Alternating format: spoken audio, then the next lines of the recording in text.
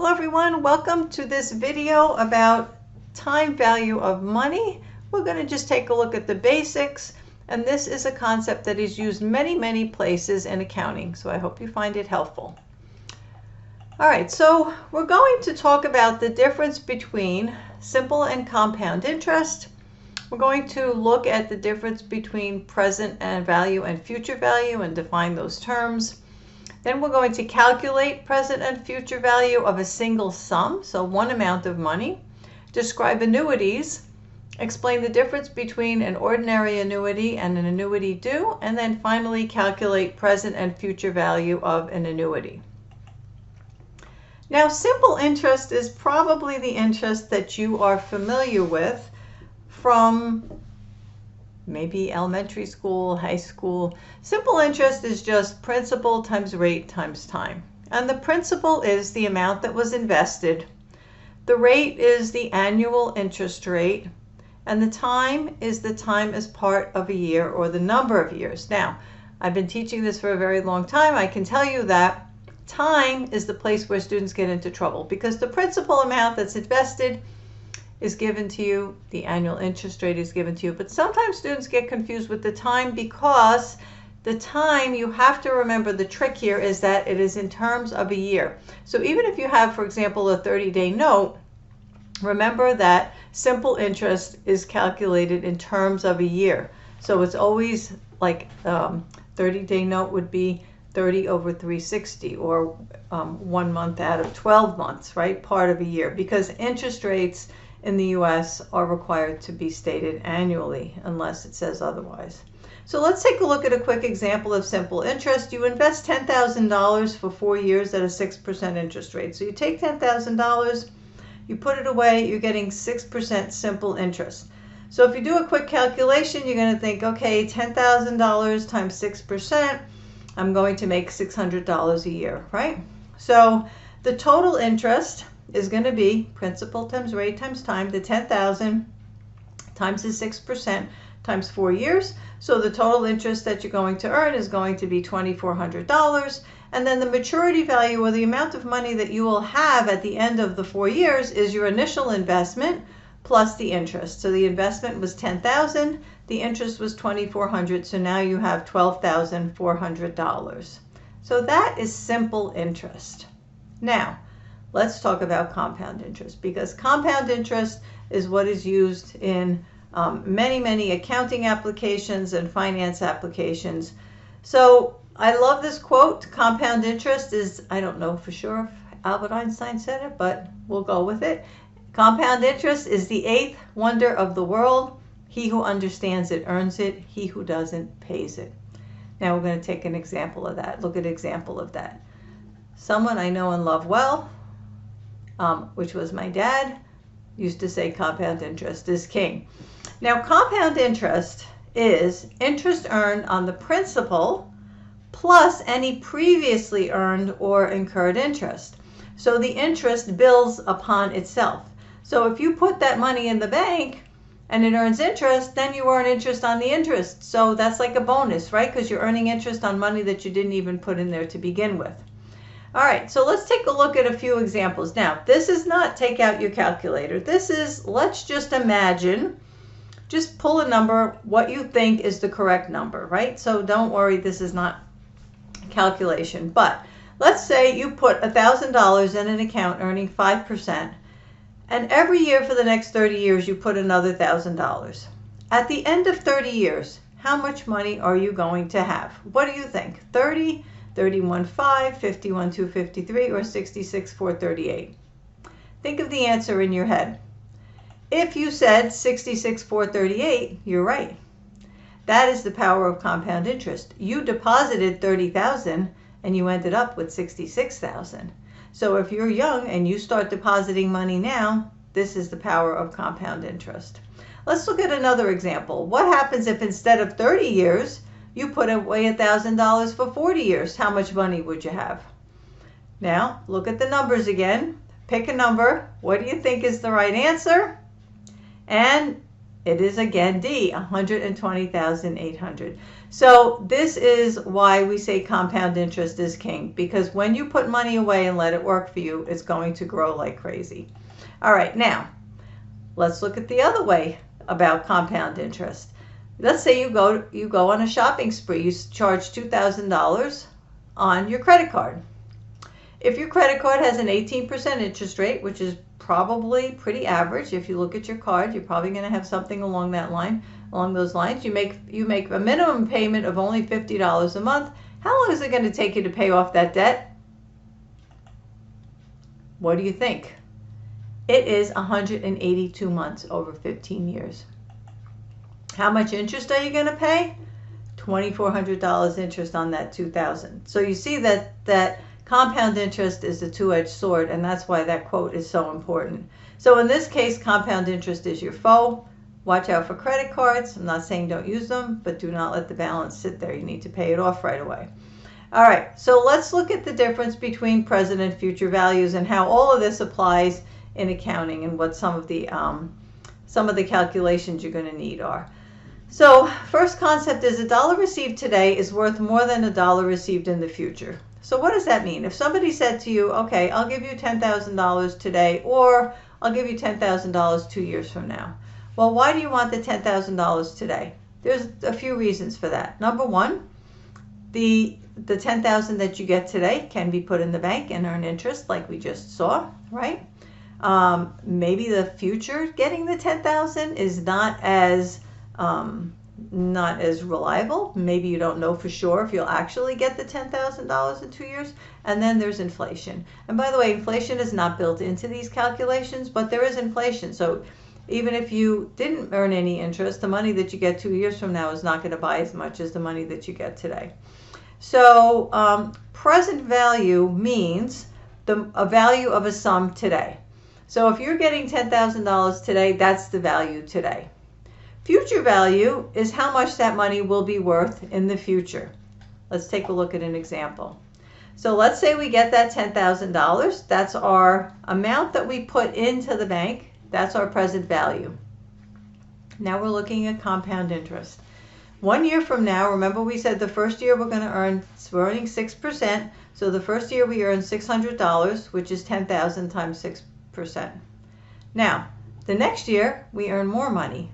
Why? Because we're earning money on the $600. So by the end of the second year, we have $11,236. And by the end of 4 years, we have $12,625. That is called the future value. So if you say, how much is this $10,000 worth in 4 years? That's the future value, $12,625. Now, you can calculate present value from future value and future value from present value. So if you calculate future value from a present value, that's adding interest to the amount invested. That's what we just did. But you can also calculate the present value from a future amount, taking the interest away, and that's what we call discounting. And that would answer a question like, well, how much do I have to deposit today in order to have X number of dollars in the future? Say you're saving for a house or a wedding or something. So the ways that we calculate present and future value, there are 4 different ways to do it. You can use tables, which are probably in your textbook, and we'll be taking a look at those in this video. You can use formulas, a financial calculator, or you can use Excel. So here we're going to look at the tables and we're going to look at Excel. My preference is Excel, but you might need to use tables, for example, on an exam or something like that. So I'm also going to go over how to use the tables. All right, so let's look at finding present value using tables. Now, we have the answers here already. This is the present value, this is the future value. But what I want to show you is how we get those numbers, how we generate those numbers from a table. So the question we're asking is, so pretend we don't know any of this, what is the value today of receiving $12,625 in 4 years? Well, if you want to know the answer to that, what we want to know is value today is present value. We want to know present value. You go to your present value table, and your present value is equal to the future value times the present value factor. So the future value is 12,625. The present value factor we're going to find by finding the interest rate of 6% and then going across for 4 periods over here. So our factor is 792.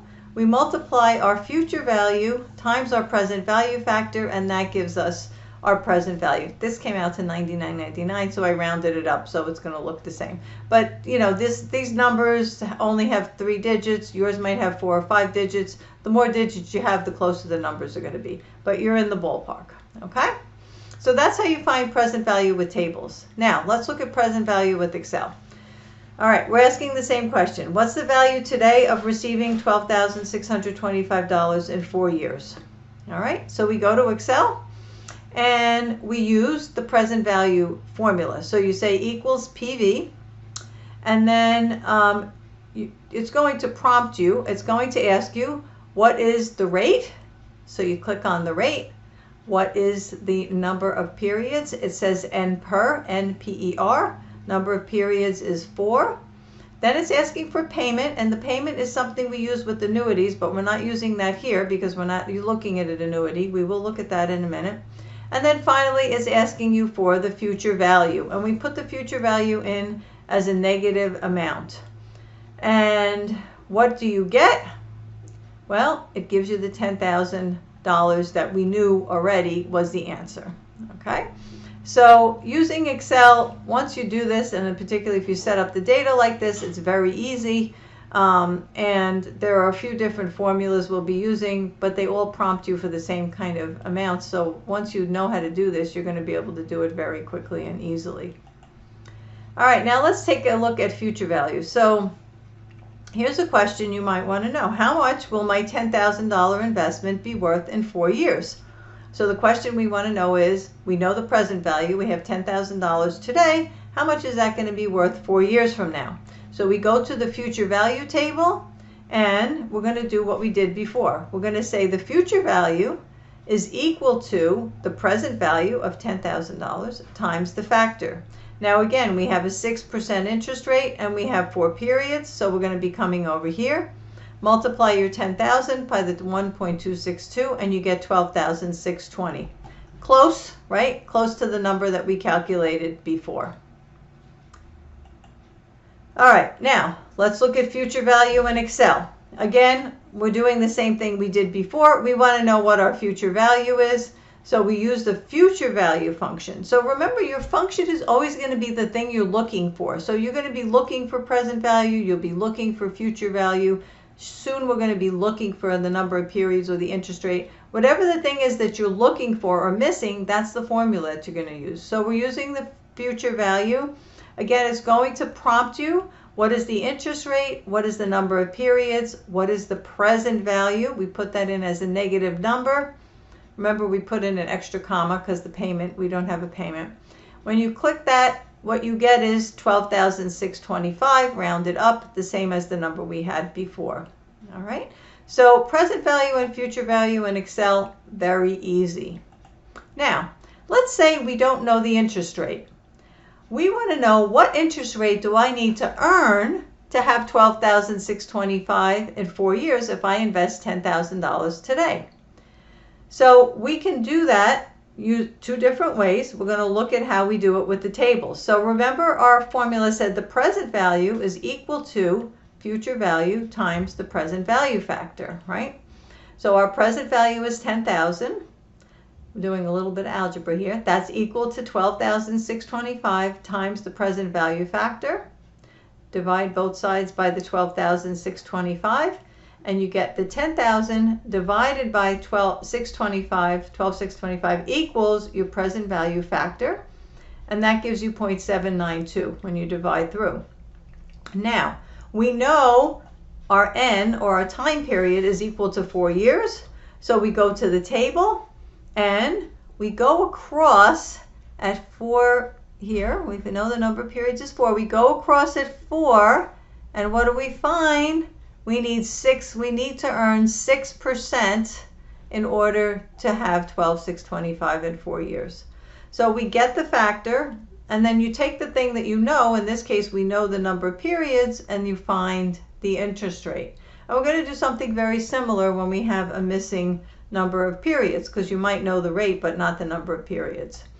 All right, so our answer here, 6%. Now, I told you we can do all of this in Excel. In this case, what are we missing? We're missing the rate, right? So our function that we're going to use is rate. Now here it shows you. So it's asking us for N per, number of periods is 4. We don't have a payment.